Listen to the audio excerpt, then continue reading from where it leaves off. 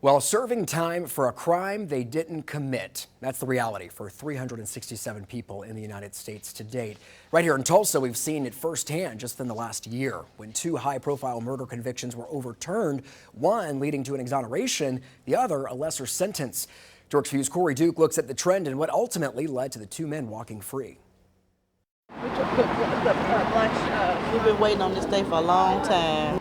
Emotions running high for two Oklahomans who in total spent nearly 5 decades behind bars for crimes they say they did not commit.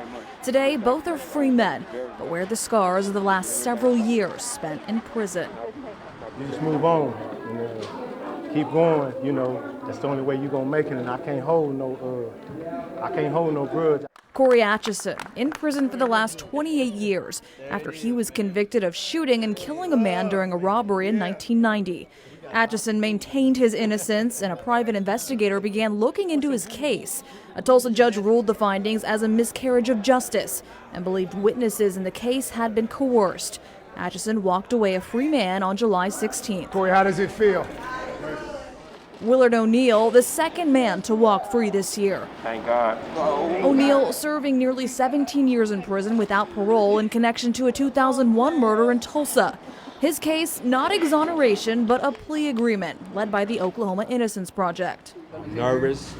I'm lost for words, really, and I'm just excited. That's all I can say. I'm blessed. Officials say O'Neill entered a plea of no contest to second-degree murder after the Innocence Project worked to prove that the state's case against O'Neill rested on witnesses who gave false testimony and a ballistics expert who improperly testified regarding a gun that was mishandled by 2 law enforcement agencies. And then the final piece that really bothered us from the beginning again was the fact that the only real evidence that tied Mr. O'Neill to this crime was the preliminary hearing transcript of one woman whose guns were the murder weapon. O'Neill was released with time served for the crime. The stories of these two men only scratched the surface in the state.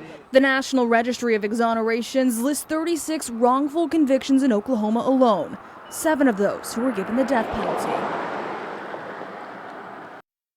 That was Corey Duke reporting. Now tonight on 2 Works for You at 6, Corey's going to look into the work that's being done to exonerate the innocent and the new laws enacted in our state to support their releases.